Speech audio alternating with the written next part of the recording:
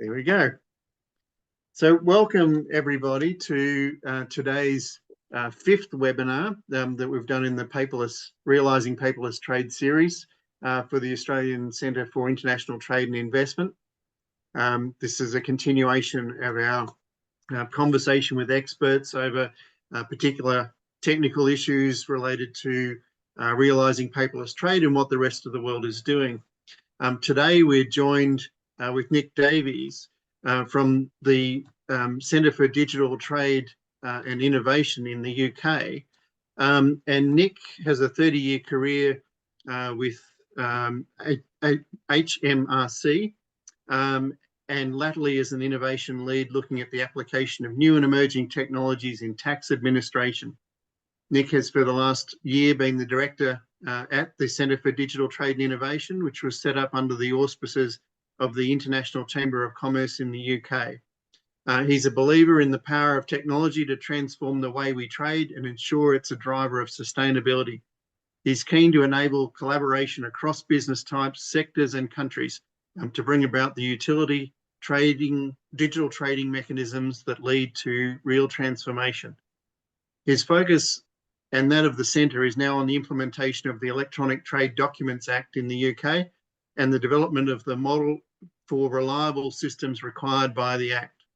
Now we're going to have an important conversation with him because Australia potentially could be contemplating the model law on electronically transferable records from UNCITRAL as well.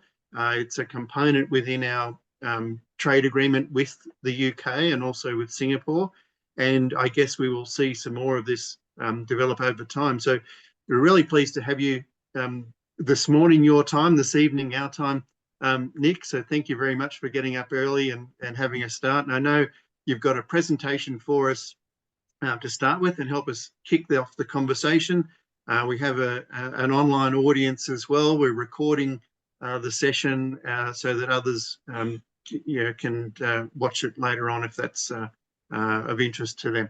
So without further ado, perhaps we will move into the slide presentation, which I will run for you. You'll have to indicate when you'd like me to change the slides. And a reminder to the audience to use the Q&A function at the bottom of your screen if you'd like to put up some questions. Nick will run through his presentation and then we'll open it for a broader audience conversation. And that will take us to the end of the session. So I will just share the screen, but over to you, Nick. I don't know if you wanted to introduce yourself in a further way than I did, but I will just do share screen there. Well, thanks very much, Brian. While you're doing that, really grateful to the. Hold on a second, Nick. Prue, you might need to enable screen sharing. Right. Now, how do I do that? No, Prue. Try now. Sorry, I can talk about tech. I just can't operate it. That's the. It should be good now, Nick. Me too. Oh no, it's mine. There we go. So we need this presentation.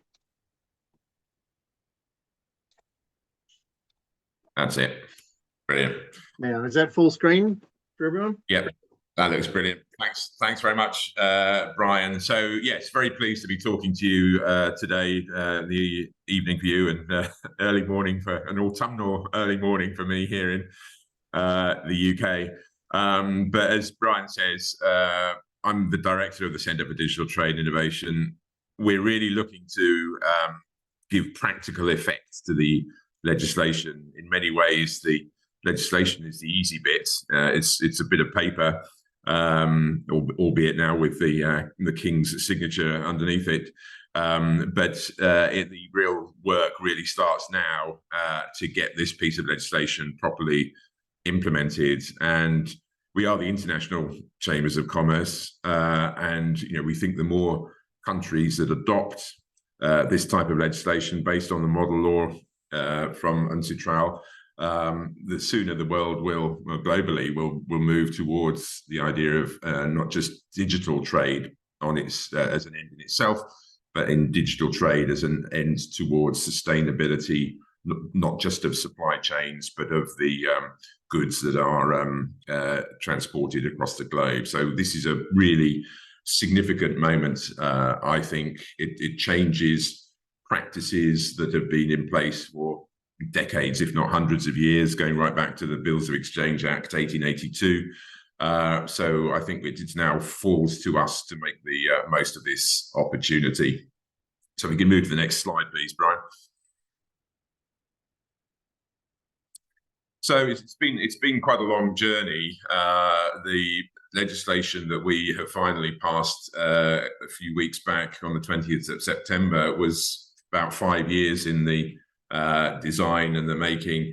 And it was managed in the UK under something called the Law Commission Special Procedure, which, broadly speaking, is for legislation which is regarded as not being terribly controversial, but having a legal implication that was important to the welfare and well-being of the UK and its citizens.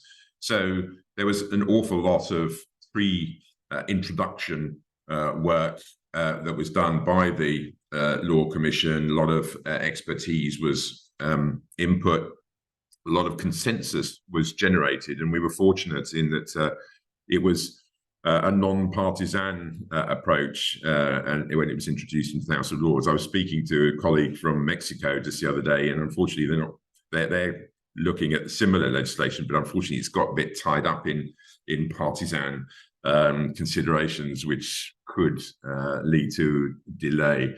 But we managed, the Law Commission, I should say, managed the process really well. The House of Lords did a great job in scrutinising the Act. There were some brilliant discussions with the legal minds applied to it in the Lords Committee, and it received the King's signature on the 20th of July and came into force just 2 or 3 weeks ago. And it's part of it's part of an international trend here. We're the 8th global jurisdiction to adopt it. But there you'll see in the presentation, there's a link there to a page on the International Chambers of Commerce's Digital Standards Initiative that you may be aware of, based in Singapore. And that will take you to an MLETR tracker page, which will show you the jurisdictions who have passed it. Say there's 8 of them. Singapore is probably the other, as Bryan mentioned, the other major economy, and there are others who have it under consideration. But the major ones, like France, Germany, and the US, under their Uniform Commercial Code, they've moved really fast. France, for example, I was at a dinner with the French ambassador, I think it was earlier this year in January or February, and at that point they hadn't even introduced the legislation, but they've now got it in front of their parliament. So it is picking up pace across the globe, and not just in individual countries either, in places like the WTO with their e-commerce commitments, and the Commonwealth as well. The Commonwealth has established a digital trade task force, which I think is actually meeting as we speak in Fiji. That's where my boss Chris Southworth is. He gets all the good gigs. So it is spreading, and I would not be surprised if in sort of 3 to 5 years' time, most of the major economies globally will have some version of MLETR on the statute books. But the point I would make is that it doesn't actually need necessarily to be passed in all of those jurisdictions, because a lot of trading concerns opt for the operation of English law in any case. Something like 60% of global trade is actually governed by English law as a matter of choice between the contracting parties. So it's actually quite possible to take advantage of the provisions of the Act without there being any particular UK nexus in the transaction. In fact, just recently we heard of an example between Australia and China of a consignment of iron ore, I think it was, that was digital because it was they opted for it to be done under English law.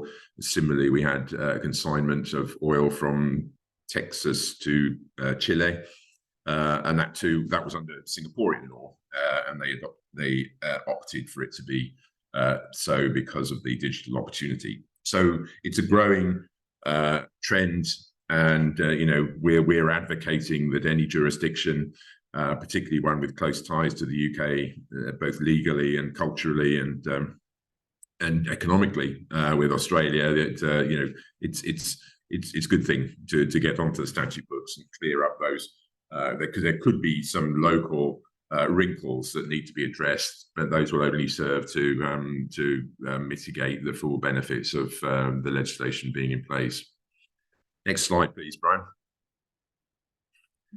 So there are the two big sort of aspects to the bill. One is legal and the other is technical. On the legal side, I probably don't need to go through this. You'll probably be fully aware of it. But basically the bill is, the act is very short. It's only 3 pages, 5 sections, I think, in all. And it doesn't actually change very much. It just says that you can do now do things digitally that up till now have required to be on paper, with the full legal support of the English legal system. But in order to make that practical, an electronic trade record must meet the legal requirements. It must be capable of being unique, and that uniqueness be demonstrated digitally. And that's really where the distributed ledger and blockchain type technologies come into their own, because it is that enables you to signify uniqueness or to tokenize uniqueness. And for me, actually, that's the transformation. I think that has implications beyond just international trade into all sorts of aspects of contracting and transacting between individuals, companies, and governments. And I'm also looking at the application of that to taxation, for example, domestically. You must be able to demonstrate control.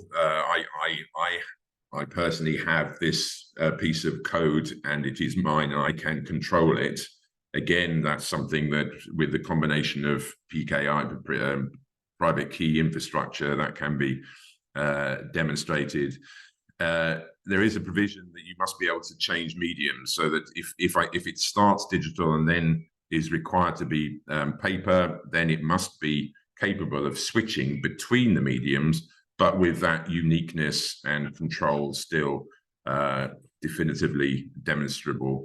Rivalrous exchange, I like to get a legal word in every now and then. That's just if I exchange my title in a consignment digitally, then it can only be done once, and on transfer, my interest on it is demonstrably and automatically expunged. So it can only be changed once, and whereupon my interest is deleted. And then I love this friend. This came from the law commissioner who saw this through Parliament, Professor Sarah Green. She's played a really good game in getting this done, and she said it's like paper, only better. It really does tokenize that piece of paper that up till now has signified my property or my title to an individual asset. And as I say, I think that has implications for land law, for financial transactions, and so on. So it's quite a significant development in global jurisprudence. We're also considering, the UK is also considering the domestic implications of that, and there is again, for the lawyers on the call, there's the assets tend to be either shows in possession or shows in action, and there's talk of there being legislation to create a third class of asset, which is a digital asset, and have that clarify how those things are dealt with under common law and precedent. But ultimately, then we whether those legal requirements met is ultimately a test for the court, which means in theory we're having to wait for a judge to opine on whether the legal test has been made. We're considering the idea of a test case, which is going to a judge as if it were a legal, a formal suit, but based on dummy but agreed facts, and asking the judge to opine on that. It's probably a little bit early days for that yet, but we are keeping that up our sleeve for something that we might consider in due course.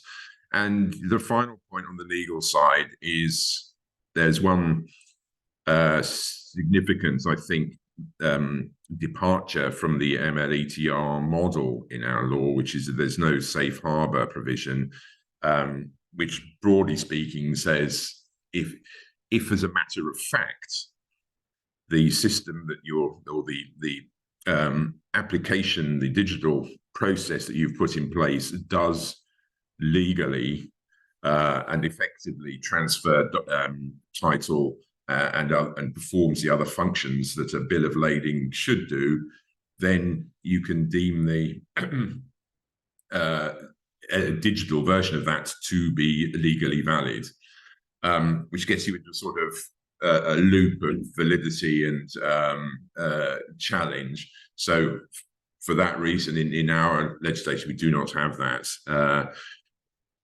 And that's been, I would say that's been an easy thing. There are some opinions around that says, well, you know, if you have a practical outcome which meets the requirements of all the parties, and surely that's all you need. But that is to only enable the validity of a document to be established after the event.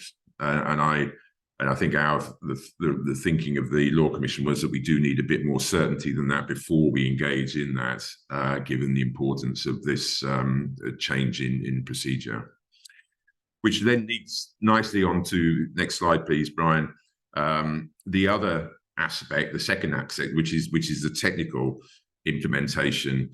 And our Act is very explicit that an electronic trade record can only be an electronic transferable record can only be an electronic transferable record if those legal functions are performed in a reliable system.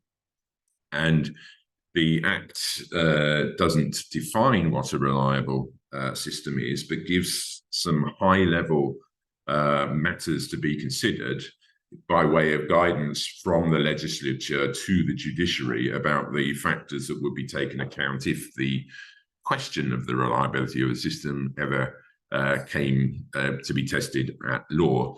And you can read the Act. I've just sort of annotated the factors there. It's about the rules of the system, the measures to ensure integrity of data, the prevention of unauthorized access, and security of the software and hardware. So pretty much basic sort of housekeeping rules for any system that is designed to deal with transacting and contracting between two or more parties. So it's nothing particularly onerous in that sense. You know, we think that there are probably reliable systems already out there, sort of de facto reliable. They just need to be seen now to be reliable in that broader context, to bring that reliability out into the sort of public law domain, rather than it being a matter of contractual arrangement between the parties. I'll say a little bit more about that in just a bit. There's also reference to the audit of by an independent body, an assessment of the system, and critically the provision of any voluntary scheme or industry standard. And that's where the Centre for Digital Trade and Innovation comes in, because we have put ourselves forward to develop that voluntary scheme.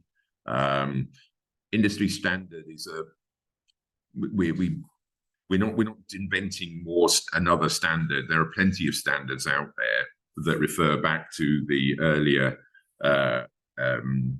factors, things like cybersecurity, data management. They're all well covered by existing standards, not least the ICC's own Digital Standards Initiative, which is really progressing very well and has already standardized most of the 40 documents that are involved in trade. And I think by the end of this year, they'll have covered all 40 of them.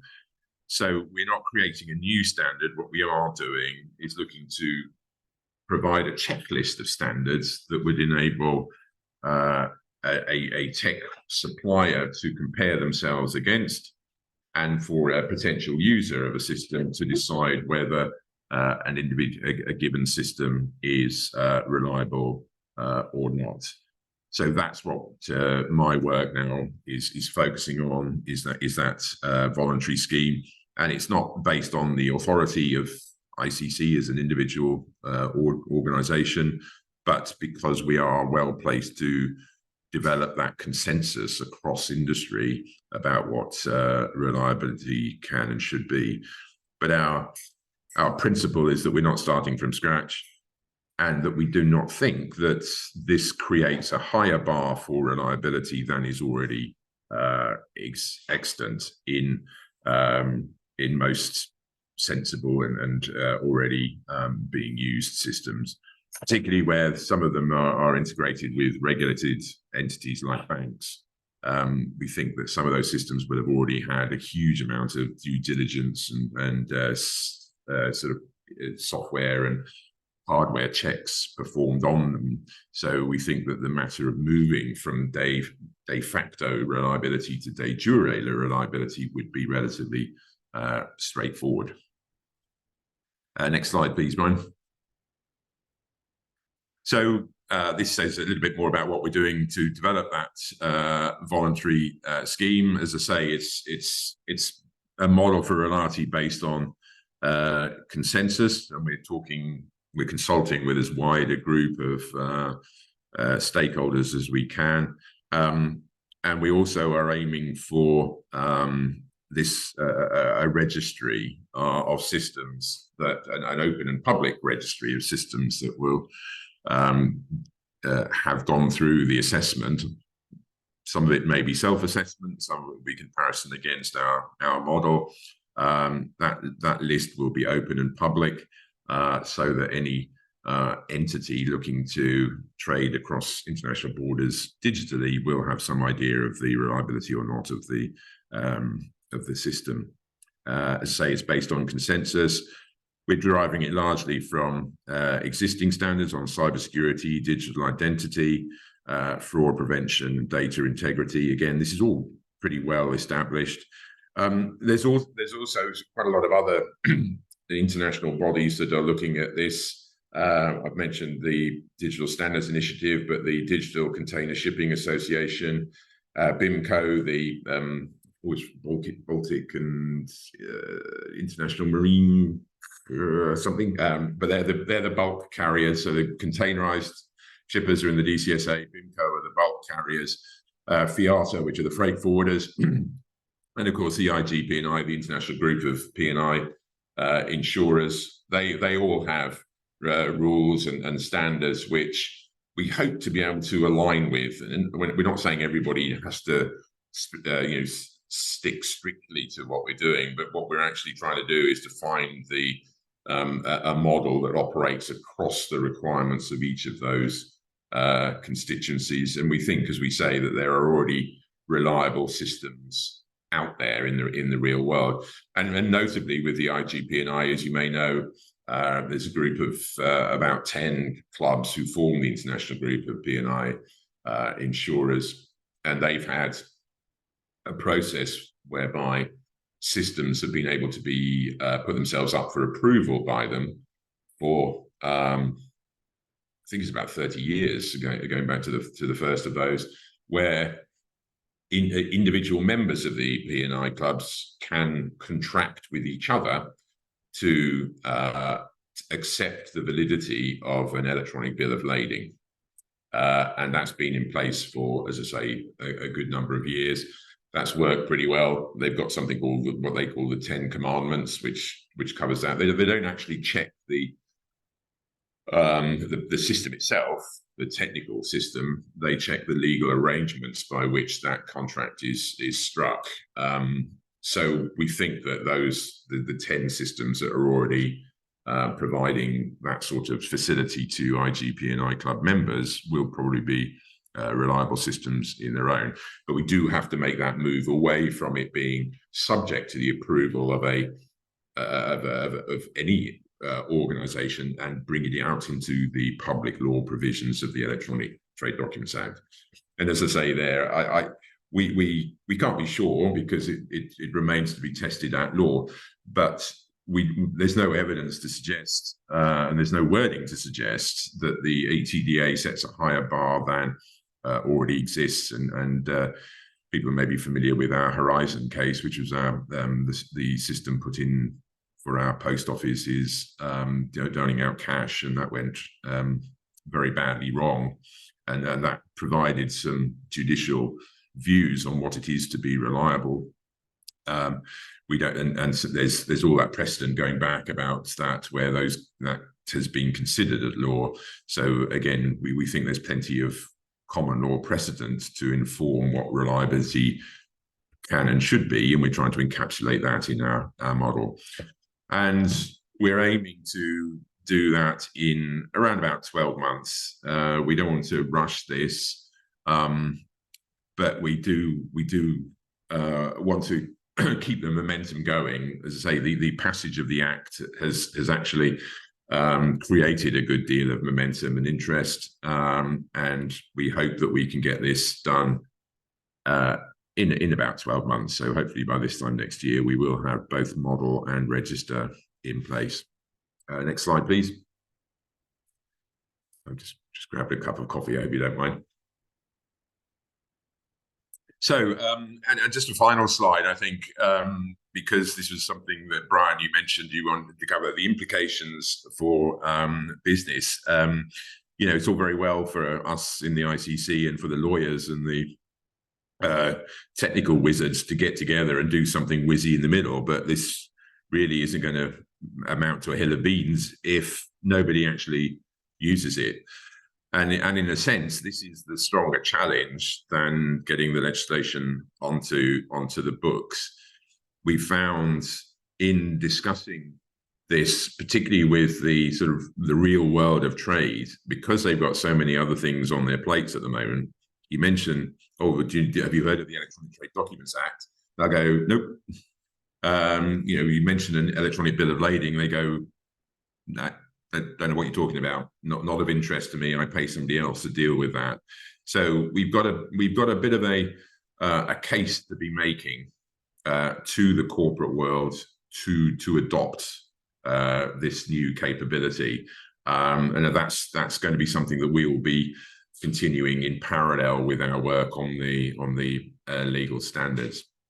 But we are convinced that there are major benefits. The UK government's impact assessment points to benefits of 1.1 billion over 10 years. We think that's quite an quite a conservative estimate. The ICC looks at globally the benefits of digitalization to be something like 25 billion per annum. And that's not even considering things like the closing of the trade finance gap, which currently stands, I think, by the WEF estimates at $2.5 trillion globally. And and this is an important point. I haven't said this yet, but it's important to note that the Act applies as much to trade finance documents as it does to trade documents. So there is a real opportunity to bring together the sort of pure trading aspects of this, plus the financial ones. And we've already seen some examples of benefits. We've got a importer of fresh fruit, mainly melons and mangoes from Brazil, who stood up and said he is 15% more profitable. 15% more profitable. That's bottom line profitability. It's not cost reduction or sales. That's bottom line. 15% more profitable. Now, obviously, he's a major importer and exporter and will have critical dependency on timings and will lose stock through demurrage and holdups at the border. But that's a phenomenal result if we can get anything like that replicated. And he's a small to medium enterprise, by the way, so it's available there to people already. We've had a case of a sugar importer from importing sugar from Nicaragua, I think it was, whose cash flow was managed in hours rather than the weeks he would usually wait, which meant he could then go on to finance his next transaction much quicker than he would otherwise done, with benefits for his profitability. And we did an experiment with your colleagues in Australia with Kinsella Wines and Wine Australia, and we showed how there were significant savings on the compliance process and the projected costs of achieving AEO status. So there are plenty of benefits to be had out there, but we need to demonstrate those in practical pilot work. There are some challenges. You know, there's the inertia of tradition, which is another phrase I came across quite recently. We have done this stuff like this for lots of years. There's a lot of people in both the commercial and regulatory sectors who are familiar with the paperwork and like things to stay the way they are. There's that aversion to system change. We actually don't think that ERP systems will need to change all that much.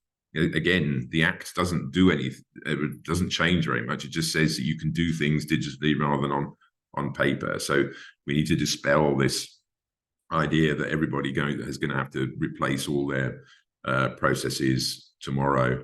And of course, we've got complex systems. It's often said that if you have to have paper somewhere in the supply chain, you probably won't get all the benefits. I don't actually agree with that. I think the Act does contemplate the need to switch between paper and digital. We're not all going to go digital at the same time. So there will be supply chains that will involve a hybrid of media for the time being, but I still think you can generate at least some of the benefits in that situation. And there is this question of digital capability amongst the small to medium enterprise sector. You know, 99% of trading concerns are small to medium enterprises. Their access to the internet, their capability to do things digitally is something that does need some attention. Obviously, intermediaries will help with that, but that also then brings the question of where do the benefits sit? If they all sit in the middle, and it's the facilitators who get all the benefit, then that's not a good outcome for anybody. But we've got some solutions to those challenges. You know, I say solutions. I mean, they're what we are trying to do. We're trying to get the corporates engaged. It's what the Singaporeans call the Queen Bee approach. If you get a few of the very large blue chip companies involved, they will bring their supply chains with them. And, you know, if it's good enough for a Shell, a BP, or a Diageo, or a Unilever, then those who supply to them and who buy from them will probably go along with them. We're going to set up a corporate digital task force. We're aiming to do that at the end of November. So we'll get some of those big names from the UK to form themselves into a group so that we can continue to engage with the needs of the end users, who are the critical people here, and ensure that we are delivering on their requirements. And we're also doing this sort of parallel sort of education and awareness program with local chambers, port users associations, local enterprise partnerships, and that sort of thing, so that this doesn't just become something for the big guys and the little guys fall away. So that's my job for the next 12 months. It's going to be quite an interesting time. And just one final thought. I think I said at the beginning, I think we're in a transformative era. The tokenization of uniqueness for me is the thing. If you can tokenize my property in a good, if you can tokenize the physical assurance of it through GPS tracking and IoT devices, and if you can tokenize the money that I pay in settlement of the transfer of property in that good, it means you can do all those three things in the same digital environment. So all that credit and foreign exchange risk disappears. The assurance and the risk involved in ensuring the property would also decrease. And I think that points to a major saving, but also major transparency and accountability in the supply chain of the future in pursuance of the ESG and sustainability targets that I think are going to become increasingly more important. Thanks very much, Bryan. I hope that covers the brief.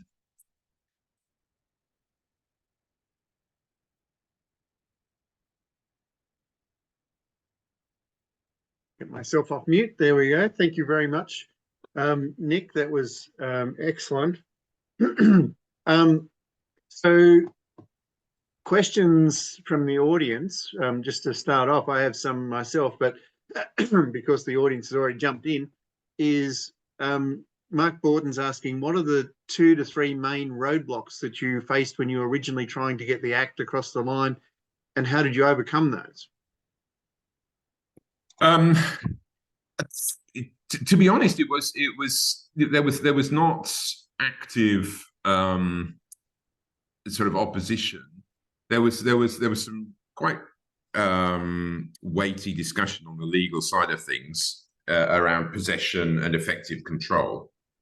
That got very technically legal, and I'm not a lawyer, about what it is to hold a document. So people understand that if you hold a document of title, because it's created to do that job of representing title, they understand that you can do that with a piece of paper. Getting people to understand that you can also do it through a line of code, that's the tricky bit.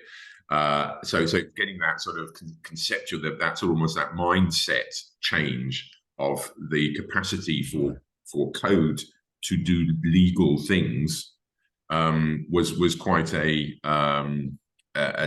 challenge.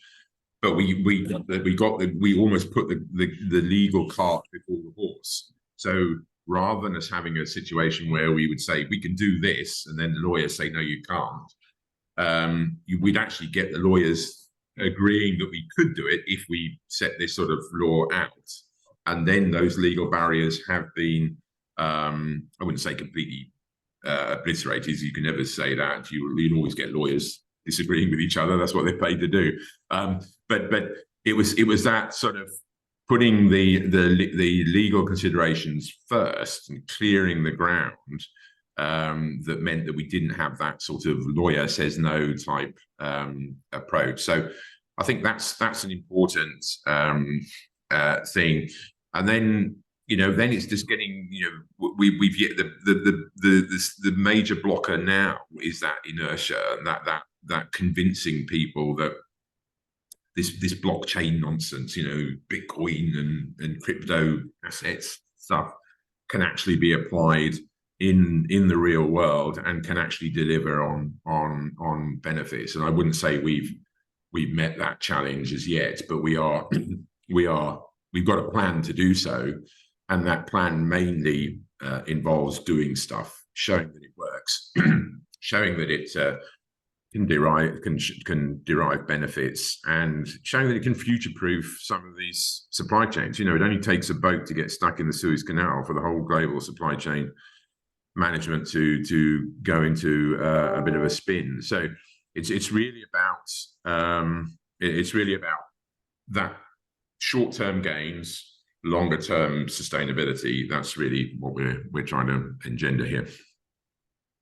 Thanks, Nick. And so we've got a follow-on question really around, I suppose, going back a little bit, is how did the government communicate with the industry initially, and what was the timeframes to that? How early did they start to go? What sort of messaging was involved, and what was the effectiveness of that? Yeah, that's a good question. I think in retrospect we could have done that a little bit better, I suspect, because we've to use a phrase that Lord Holmes of Richmond, who's one of the members of the committee, says this is the best piece of legislation that no one's ever heard of, and it because it was seen as a technical change, because it was non-partisan, it got through the parliamentary process without much in the way of sort of public exposure, as it were. which in itself was a good thing. So it meant that it actually went through quite nicely, but also meant that, as I say, nobody heard of it. And despite the efforts of the likes of the International Chambers of Commerce and the British Chambers and a number, and the Law Commission itself, it never quite got the exposure that would have been helpful in getting the corporates involved. These corporates are big institutions. They don't change. They don't turn on a sixpence. And there's quite a lot of I wouldn't say skepticism. It is more just about inertia. They've got other things on their plates. If you go to them with we've got a time. Yeah, we were given a very good challenge by one of our corporate contacts. He works for a big food manufacturer, and he says, "I'm going to get 10 minutes at most with my chief finance officer at some point to say we need to invest in digital supply chain processes. I need to go into that 10 minutes with a very clear, very well-argued case with facts and figures and with a clear business case and a rate of return and all that sort of thing established. Until I do that, I'm never going to get anywhere. Or if I go in now, I'll blow my 10 minutes and I'll be done. That'll be it for another 5 years or whatever." And that was a very interesting challenge. We've got to do that, and we've got to provide to that sort, to logistics managers and to procurement managers and even corporate treasurers, that sort of ammunition to go to their C-suite and say, we need to be involved in this, but we're not there yet. And we hope that our report that we'll be publishing in November will set the scene for that. But I'm hoping that sometime during the next 12 months, we will enable the members of our corporate task force to go into their CFOs and make that case. So you mentioned, or we have another question before here. So do you know whether there's any factors that indicated that the model law on electronically transferable records, MLETR, should be enacted as a standalone bill rather than changes to existing legislation? And, in an Australian case, we have an existing Electronic Communications Act, which was associated with the UNCITRAL Model Law associated with electronic signatures. The UNCITRAL saw fit to suggest this should be a standalone of itself and did that as a model law. The UK has gone in a particular direction. Are there alternates? Yeah, I think you could incorporate it in another bill. You will know your legislative process better than I. But I think the approach taken by the Law Commission was that they deliberately didn't want it to change very much. So if you embed it in a bill that's doing other things, for example, we've got this Digital Assets and a Digital Economy Act going through Parliament as well. It could have been a part of that, but that would have tied it all up with the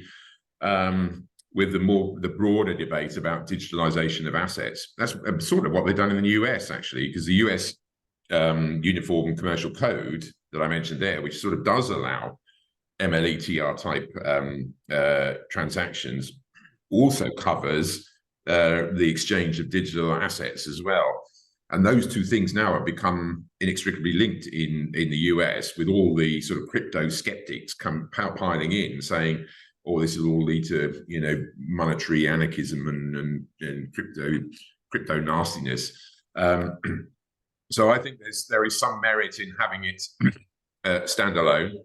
It also, as I say, it hasn't changed very much. It doesn't change, and it doesn't attempt to change any of the common law concepts like possession, like effective control, that have grown up over the decades and centuries of judicial opinion. So I think the approach that the Law Commission took was to do it just like that, and that's proved, I think, quite certainly in the legal and in the sort of jurisprudential sense, I think that's proved effective. So you mentioned a number of examples which included Australian companies who've already given this a bit of a go.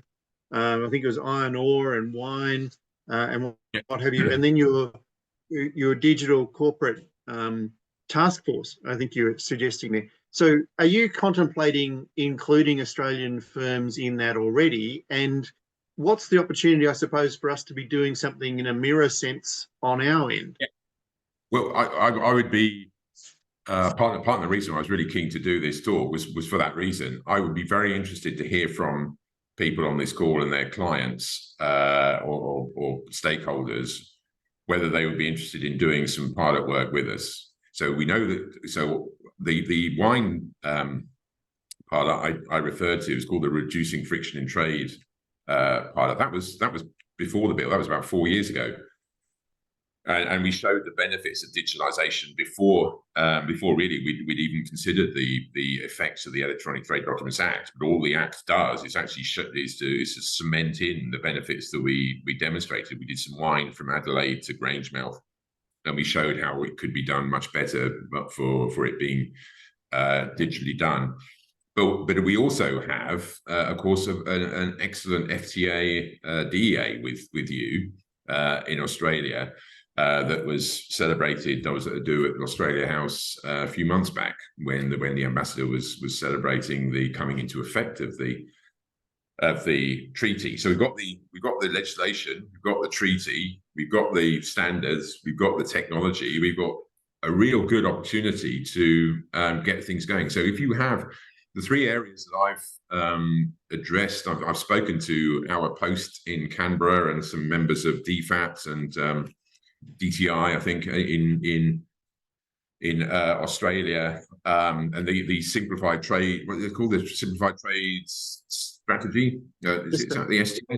Yeah, it would be great to get some pilot work going under that. And the three areas are critical minerals, meat, and wine.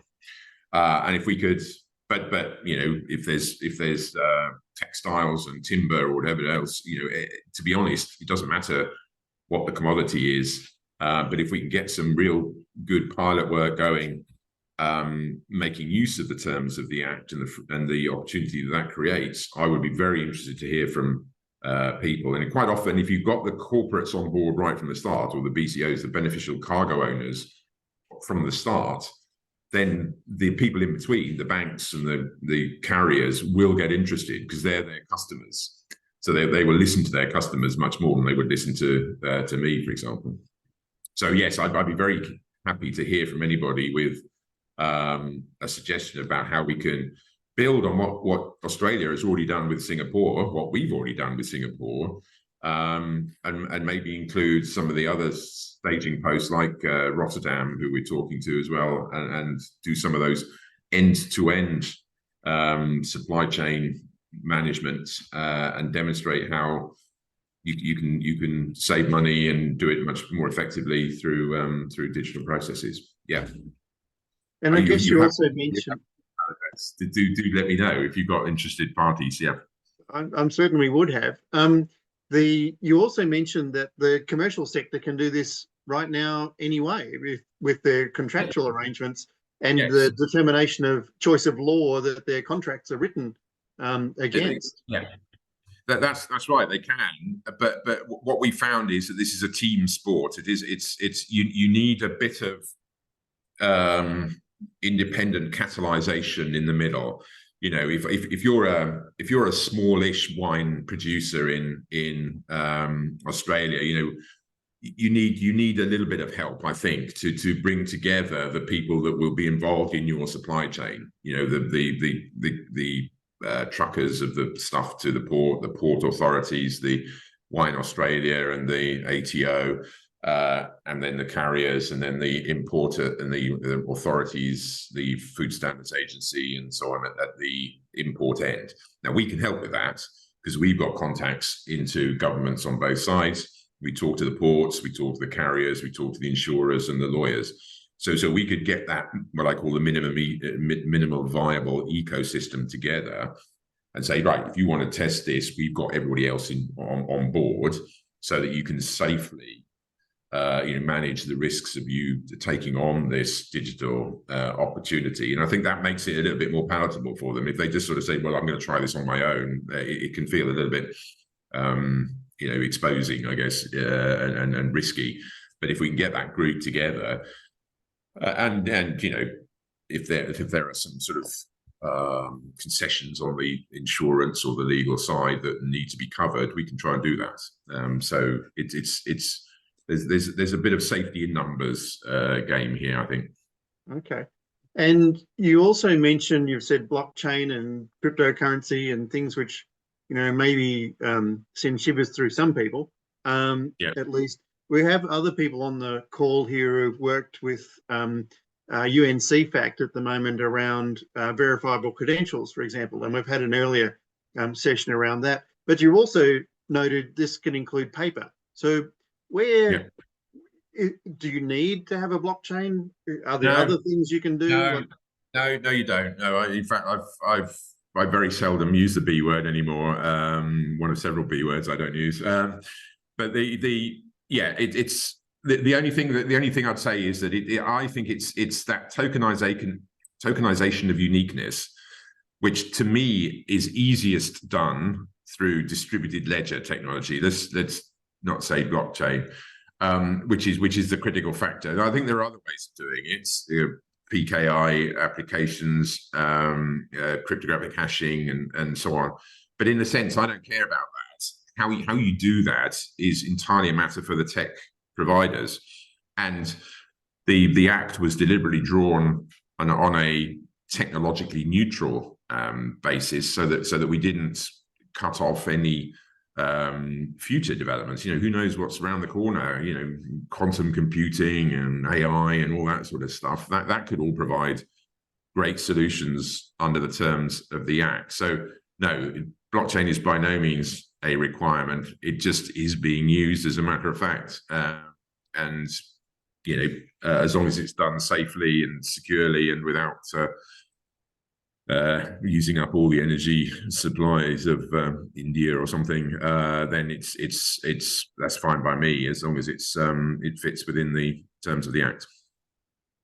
And I guess we're coming up to the end of our hour-long session, but I'm just intrigued around what you've set yourselves now for the next 12 months and the support post-implementation of the legislation, I suppose. And so how is that a partnership coming together between you and the government efforts, and how is all that going to work, and what are you going to actually do?